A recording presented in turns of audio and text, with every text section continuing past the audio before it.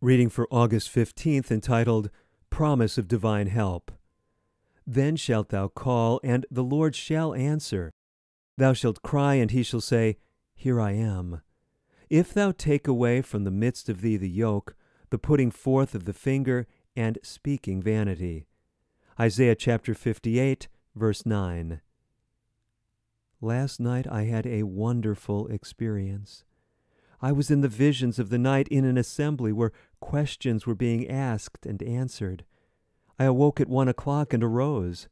For a time I walked the room, praying most earnestly for clearness of mind, for strength of eyesight, and for strength to write the things that must be written.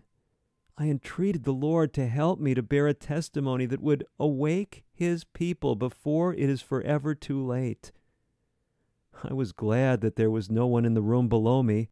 Sara McEnterfer and Maggie Hare usually occupy this room, but during the summer they sleep in a tent pitched under a great live oak tree growing close by the house. We are nearing the end of this earth's history, and the different lines of God's work are to be carried forward with much more self-sacrifice than they have yet been. The work for these last days is a missionary work. Present truth, from the first letter of its alphabet to the last, means missionary effort. The work to be done calls for sacrifice at every step of advance.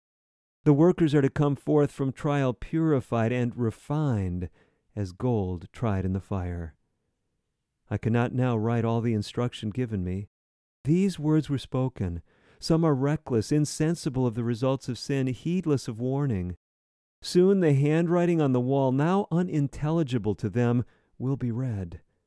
But like Belshazzar, they seem unable to see their peril. A straight testimony must be borne to our churches and institutions to arouse the sleeping ones.